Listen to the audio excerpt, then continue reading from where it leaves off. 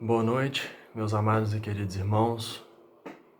Vamos refletir mais uma vez na palavra do nosso Senhor Deus, essa palavra que nos consola, nos aconselha e principalmente nos fortalece, nos salva em nosso Senhor Jesus Cristo, nesses momentos de reflexão que nós estamos passando.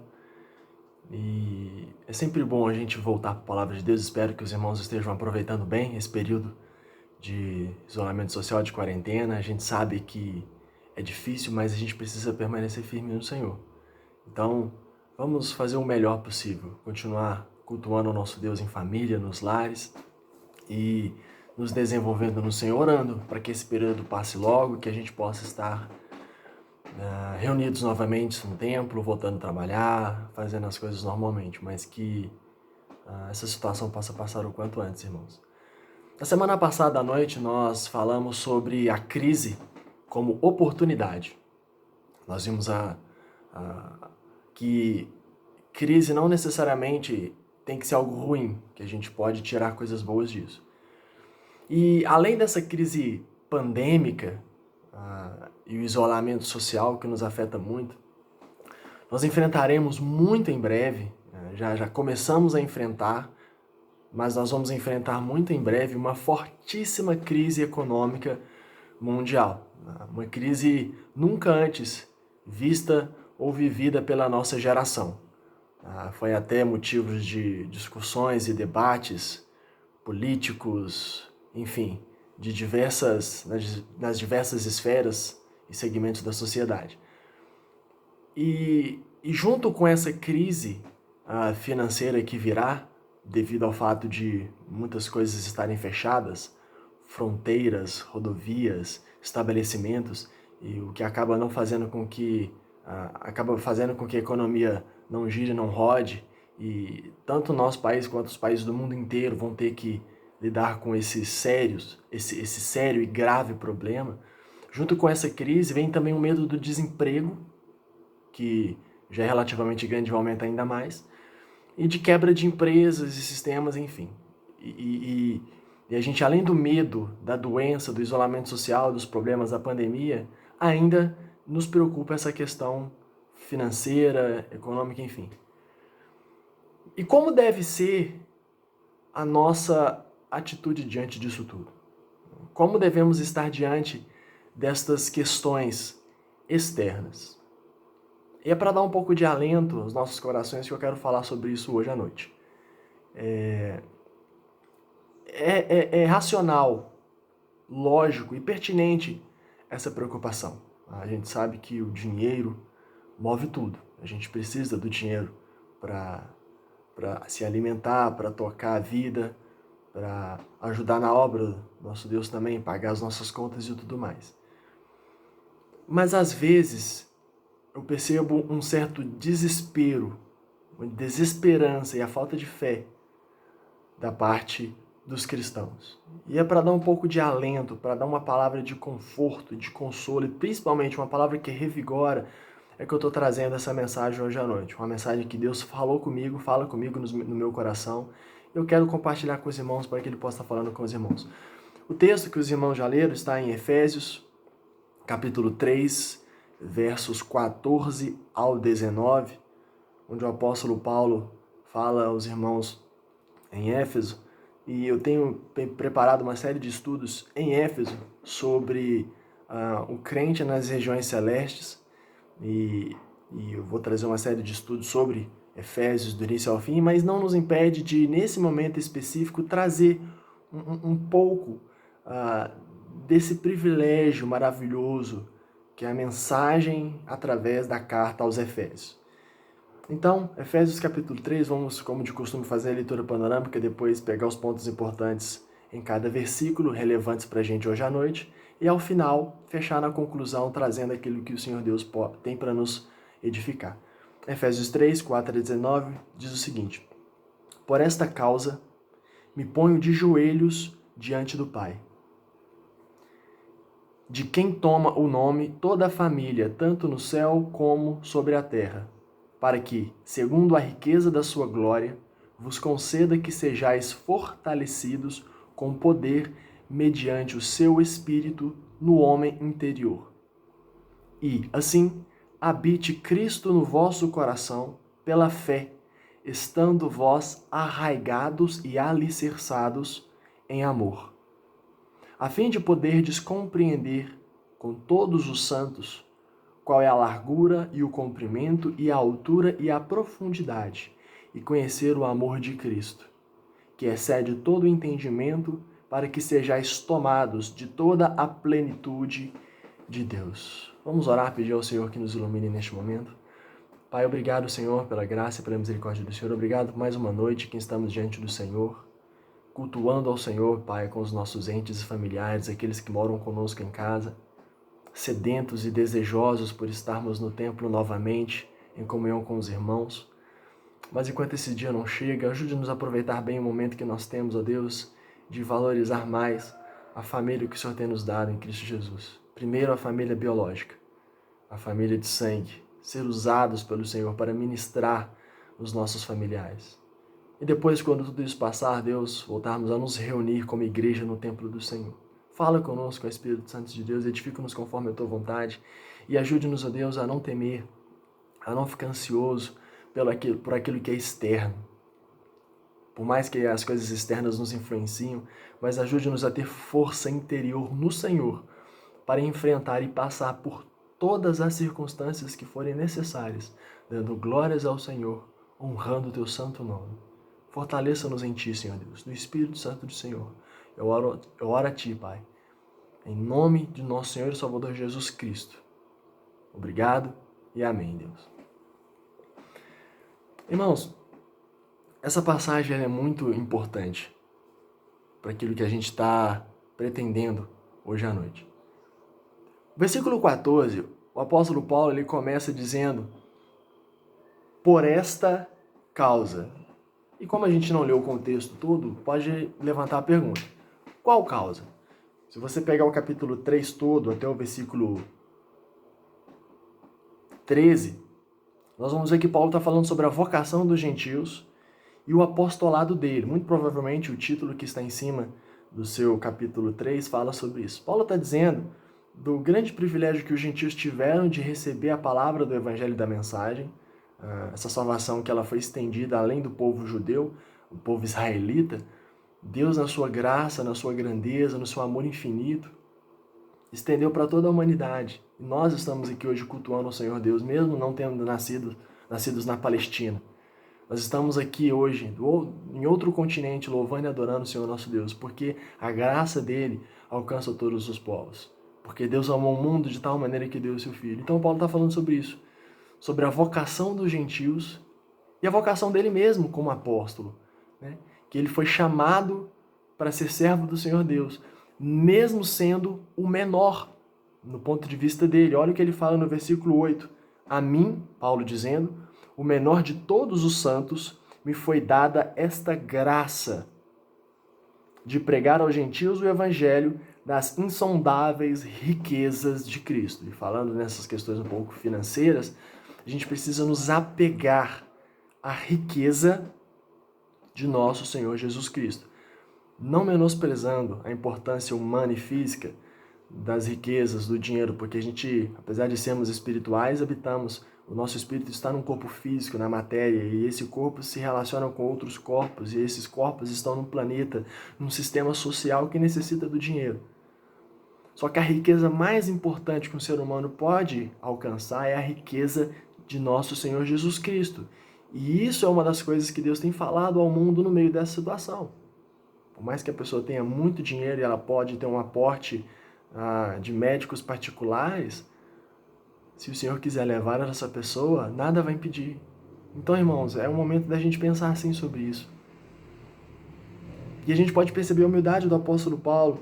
Continuando no verso 14, ele diz: por esta causa, pelo grande privilégio do evangelho que foi estendido aos gentios, que foi dado aos gentios, e ele teve o grande privilégio da graça de ser apóstolo, por tudo isso, ele se põe de joelhos.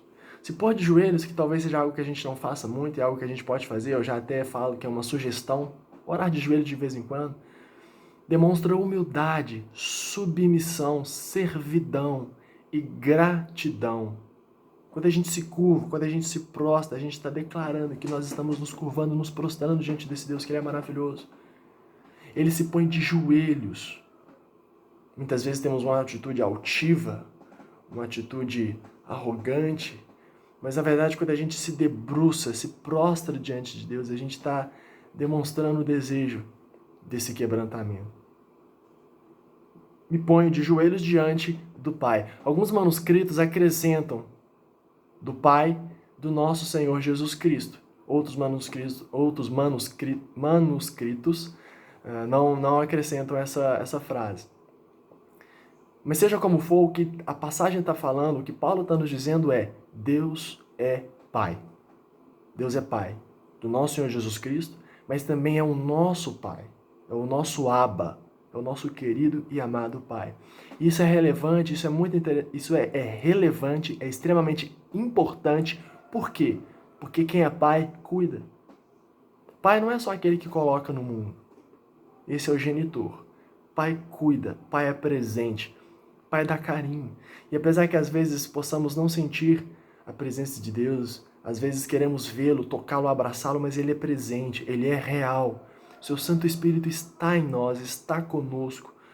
E através da comunhão da igreja, nós podemos sentir o abraço de Deus através dos irmãos que são os membros do corpo de Cristo. Então Deus está presente. Deus é real. Deus está conosco. E Pai cuida. Então a gente precisa estar entendendo essa paternidade de Deus e sentir o cuidado de Deus e crer que Ele está cuidando de nós, porque Ele está cuidando de nós, irmãos. Ele tem nos preservado. No caso da nossa igreja, ao longo dessas 30 décadas, apesar de todas as dificuldades que passamos, de todos os momentos difíceis, veja como é maravilhoso, como é grandioso o amor do nosso Pai. É nisso que a gente deve firmar a nossa vida, firmar os nossos passos e firmar a nossa fé. Avançando, versículo 15, ele fala algo interessante: de quem toma o nome toda a família, tanto no céu como sobre a terra. Pegando esse versículo de trás para frente, tanto no céu como sobre a terra, tanto os anjos lá no céu, como os seres humanos aqui na terra, são criaturas de Deus, os anjos do Senhor. E os homens, criaturas do Senhor, a sua imagem e semelhança. Então Deus, Ele é Pai, Ele cuida tanto de seres angelicais como de nós, seres humanos. E aqueles que recebem essa paternidade a Deus se tornam filhos. E que o que se espera de um pai é que Ele cuida, e o nosso Senhor Deus tem cuidado de nós. O que se espera do filho é que ele honre e obedeça ao seu pai. O mandamento com promessa: honra teu pai e tua mãe. Se nós devemos fazer isso com os nossos pais humanos, e é um mandamento qual é a expressão? Sem condição, eu não devo amar o meu pai e minha mãe se a Bíblia diz que eu devo amar e pronto. Imagina com o nosso Deus, com o nosso Pai espiritual. Então a gente deve honrá-lo e obedecê-lo. Então o filho ele precisa ser obediente, o filho precisa honrar. E Paulo faz um jogo de palavras muito interessantes, tanto com a palavra pai do versículo anterior, versículo 14, quanto com a palavra família deste versículo. Porque as duas palavras, ela vem da raiz grega, ela vem de uma raiz grega. A palavra pai em grego significa pater, né? Que significa antepassado, ancestral e pai. E a palavra família no grego, ela significa patria, que é uma palavra no nosso português que significa pátria, tem a ver com a nação. Mas essa palavra grego patria tem a ver com linhagem, tribo e família. E esse jogo de palavras é importante porque, mais uma vez, o apóstolo Paulo, ele trabalha esse conceito de família. Então, irmãos, é importante, pois nós precisamos sempre reforçar o privilégio da família e sempre valorizá-la. Nós vimos hoje de manhã um exemplo negativo em que a família do povo judeu, maridos, esposas, filhos, estavam se organizando para cultuar uma divindade pagã egípcia. E o profeta Jeremias disse para o povo voltar ao Senhor Deus, eles não estavam voltando e sofreriam as consequências do castigo de Deus. E na Bíblia essa linguagem familiar ela é recorrente, extremamente importante. E nesse momento em que nós estamos em família, mais uma vez, essa passagem é importante, esse verso é importante. Deus é nosso Pai, nós somos os seus filhos. Então nós precisamos valorizar a nossa família biológica né? Mas também é espiritual em Cristo Jesus. Nascemos para viver bem e em família diante de Deus. Então não adianta também eu ir para a igreja e abraçar os irmãos em Cristo Jesus e levantar as minhas mãos e declarar que Deus é o meu Pai e eu sou o seu filho e valorizar a igreja espiritual, se na verdade eu não valorizo a família biológica. Eu sei que em alguns casos existem alguns parentes que não aceitam o evangelho, que são resistentes, que, por exemplo, não quiseram participar desse culto, não quiseram estar ouvindo essa mensagem junto com você, talvez isso tenha acontecido, mas continue insistindo, continue orando, continue buscando, continue perdoando e colocando a sua vida como instrumento nas mãos de Deus, que eu tenho certeza que Ele vai te usar vai te usar na vida desse parente, desse familiar, e a semente vai ser plantada. Continue orando, continue buscando e ore por isso, irmãos. Então a gente precisa valorizar isso. Esse jogo de palavras que o apóstolo Paulo faz no versículo 15 é muito interessante, pois Deus é nosso Pai e nós vivemos em família. Então valorizemos esse privilégio que nós temos. Versículo 16, mais uma vez ele fala sobre a riqueza. Para que, segundo a riqueza da sua glória, vos conceda que sejais fortalecidos com poder mediante o seu Espírito no homem interior. Irmãos, a riqueza da glória do Senhor Jesus Cristo é a maior, principal e mais valiosa riqueza que um ser humano pode alcançar. É ela que nós devemos estar desejosos e sedentos acima de tudo, a riqueza da glória de nosso Senhor Jesus Cristo. E vai nos conceder a ser fortalecidos, e não é qualquer tipo de força, não é uma força física, uma força simplesmente emocional, mas é uma força com poder, e é o que nós precisamos. Poder. Poder mediante quem? O Espírito, o seu Santo Espírito, mediante o Espírito Santo de Deus. Mas aí está talvez, pelo menos do meu ponto de vista, o ponto mais importante desse versículo.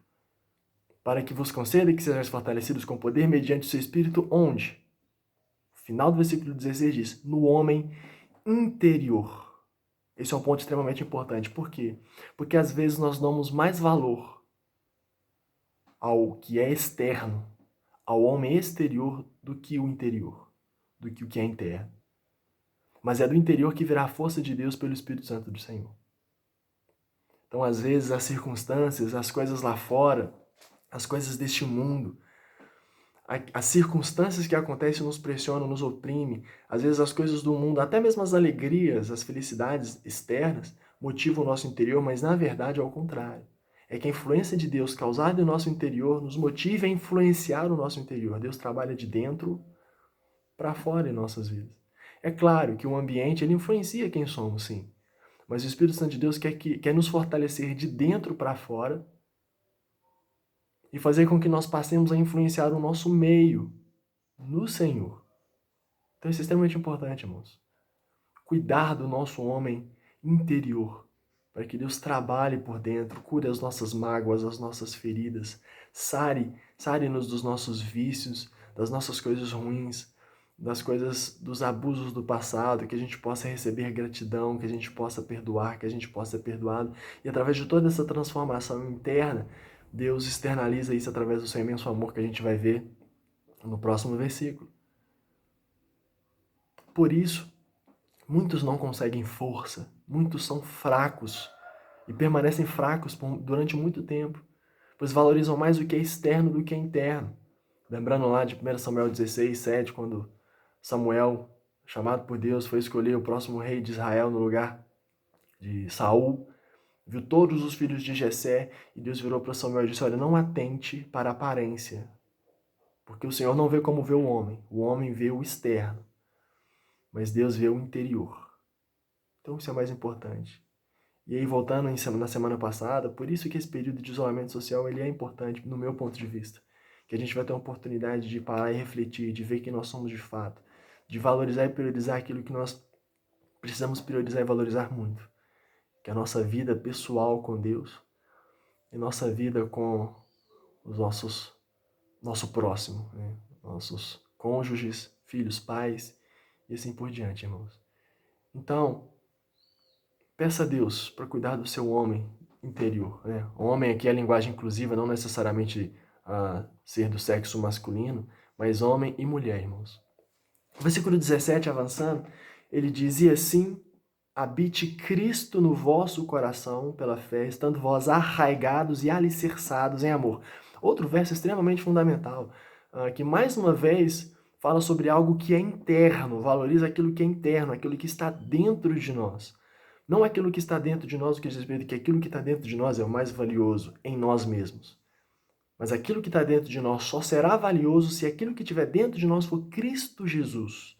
E é isso que ele está dizendo. Habite Cristo no vosso coração. Não é somente conhecer a Jesus e falar dele, mas é tê-lo habitando em ti. Essa expressão também pode significar dentro de ti. Não é ler sobre Jesus, falar sobre Jesus, externalizar sobre Jesus, mas é tê-lo em mim. E isso talvez é um dos motivos que o nosso evangelismo seja falho, pois às vezes falamos de um Jesus, será que habita em nós? Será que habita dentro de nós? Uma questão, uma pergunta para a gente fazer. E ele habitando em nós, a gente precisa fazer com que ele habite mais e mais, alimentando a nossa fé no Senhor. E esse habitar de Cristo em nós ocorre pela fé.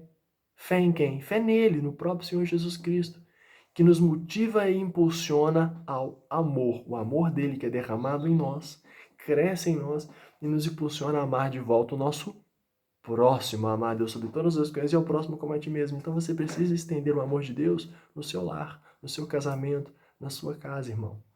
Irmã, isso é extremamente importante e relevante. O interno que nos leva ao externo. Versículo 17, Paulo usa duas expressões muito interessantes.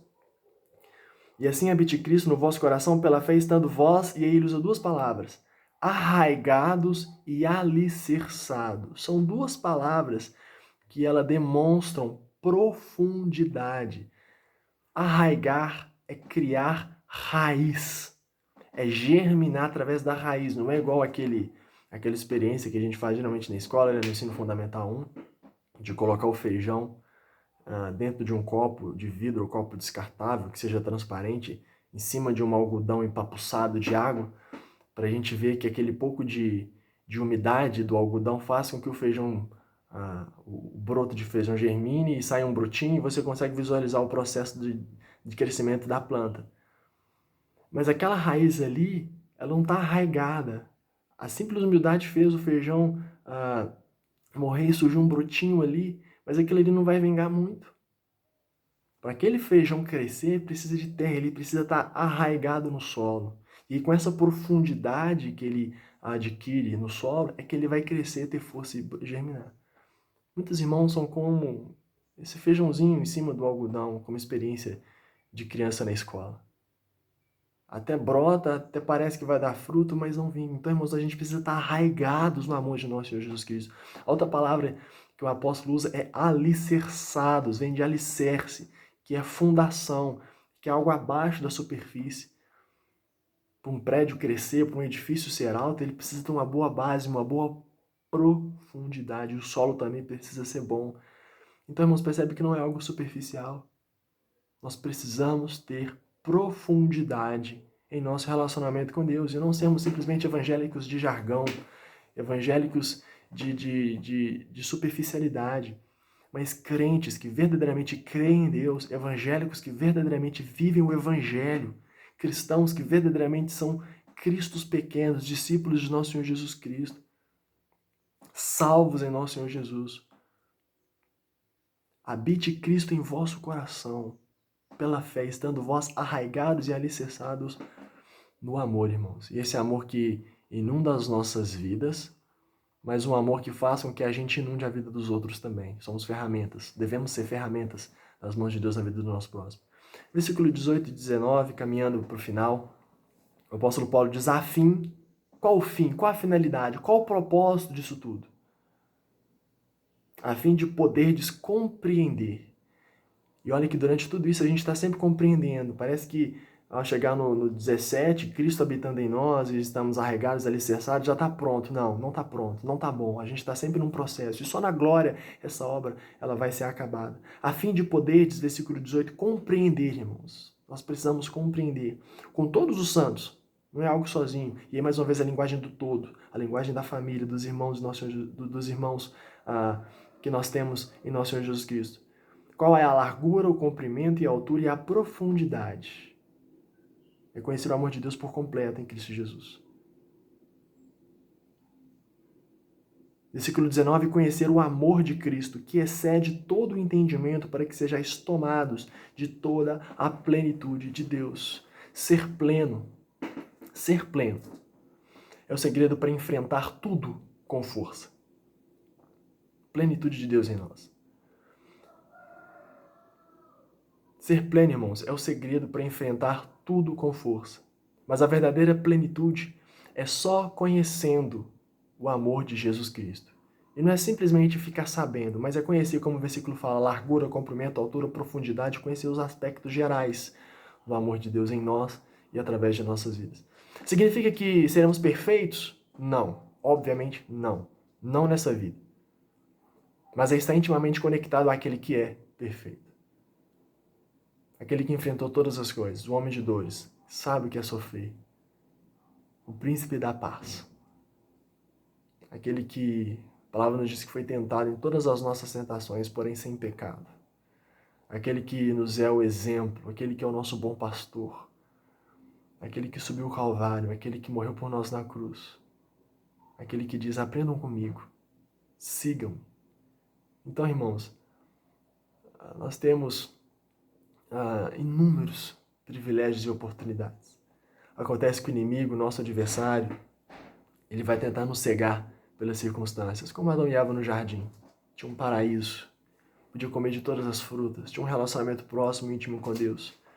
O inimigo levou eles exatamente na única coisa que eles não poderiam fazer. Como nós vimos hoje de manhã, que a gente faça aquilo que nós devemos fazer. E, obviamente, isso nos leva também a não fazer o que nós não devemos fazer. Para a gente concluir, meus amados e queridos irmãos, voltando à pergunta da introdução, como devemos estar diante da crise financeira que se seguirá? E não somente a crise financeira, mas todas as outras crises, né? Tanto essa que nós estamos vivendo, a crise financeira e todas as outras que nós vamos vivenciar. Primeiro, lembrando que a gente viu semana passada, que tendo uma perspectiva de que crise é oportunidade, de crescimento e de desenvolvimento. Mas em relação à mensagem de hoje, o que eu quero dizer é o seguinte: como nós devemos estar diante da crise e das crises? Confiar e descansar sob a paternidade e o cuidado do nosso Pai. Aproveitando as oportunidades no amor de nosso Senhor Jesus Cristo, colocado em nosso homem interior pelo Espírito Santo de Deus. Essa frase ela vai estar no material, no esboço que eu vou mandar para vocês, que eu já mandei para vocês, mas eu vou lê-la novamente. Confiar e descansar sobre a paternidade e o cuidado do Pai, aproveitando as oportunidades no amor de nosso Senhor Jesus Cristo, colocado em nosso homem interior pelo Espírito Santo de Deus. E aí eu fiz questão de colocar a Trindade. O cuidado de Deus Pai, o amor de nosso Senhor Jesus Cristo, o Filho, e esse amor é colocado em nós pelo Espírito Santo de Deus. Percebam que a obra de Deus ela é completa. Que Deus não nos deixa faltar nada do que a gente realmente precisa. Se talvez tenha algo que você acha que está faltando, acha que está precisando, pode ter certeza que Deus é soberano e sabe o que você precisa e vai te dar na hora certa, no momento certo, irmãos. Descanse. Esse período de isolamento social, esse período de crises, preocupações. Eu sei que a gente teme, eu como marido, como pai de família, sei da dificuldade, do medo, sei que a gente precisa cuidar, a gente precisa trabalhar, mas mais do que isso, eu sei que a riqueza do meu Senhor Jesus me sustenta. Ele me sustentou até aqui. Eu tenho certeza, a convicção de que Ele me sustentará até o fim. Até o fim. Então descanse sobre o cuidado e a paternidade de Deus. Viva o pleno amor de nosso Senhor Jesus Cristo. O Espírito Santo de Deus foi colocado no seu coração. Para a gente finalizar, a gente finaliza com os versículos 20 e 21. Para a gente fechar essa passagem aqui, que fecha esse trecho. Versículo 20. Ora, há aquele que é poderoso para fazer infinitamente mais do que tudo quanto pedimos ou pensamos, conforme o seu poder que opera em nós. A Ele seja a glória na igreja e em Cristo Jesus, por todas as gerações. E que todas as gerações significa nós, hoje em dia. Essa carta foi escrita àquela geração do primeiro século. Mas quando Paulo diz aqui todas as gerações, nós nos incluímos. E talvez passaremos pela pior crise que a nossa geração já vivenciou. Mas a gente precisa dar glória a Deus. Para todos sempre. Amém. Que Deus nos abençoe com essa palavra. Que o Espírito Santo do Senhor Deus continue trabalhando em nossos corações e nos fortalecendo em nosso Senhor Jesus Cristo. Oremos. Senhor, mais uma vez, obrigado pela graça e pela misericórdia do Senhor. Obrigado por essa noite na Tua presença. Abençoe, Deus, os irmãos que estão em seus lares, com suas famílias. Abençoe, ó Deus, os irmãos que estão em quarentena. Cuida dos nossos irmãos do grupo de risco. Que essa pandemia possa passar logo, ó Deus. Oro pelos irmãos que precisam estar trabalhando, fazem parte dos serviços essenciais. Proteja-os de todos os males, proteja os seus parentes deles também, não deles, mas de um possível contágio deles, que eles não se contagiem, sejam contagiados e que eles também, os seus familiares, não adoeçam, ó Pai. E pedimos a Deus pelos nossos irmãos e queridos que trabalham na área da saúde, por todos os médicos do mundo, os profissionais, enfermeiros, enfim, e especialmente pelos nossos conhecidos, ó Deus, fortaleçam-os no Senhor. Ó Deus, clamamos que o Espírito Santo Senhor fale aos nossos corações e edifique-nos conforme a Tua vontade. Consagramos essa noite nossas vidas em Tuas mãos. Em nome de nosso Senhor Jesus Cristo, obrigado e amém, Deus. Obrigado, irmãos. Tenham todos uma ótima noite e semana na graça de nosso Senhor Jesus Cristo. E para não perder o costume, né, para a gente matar um pouco a saudade, se você não estiver sozinho, dê um abraço apertado no seu parente, no irmão que está do seu lado. E se você, por acaso, está assistindo esse vídeo sozinho, procure o seu parente mais próximo e dê um abraço muito gostoso nele e declare o amor que você sente por ele, por ela e o amor do nosso Senhor Jesus Cristo por você, por ele, por ela e por todos nós. Boa noite. Deus abençoe a todos.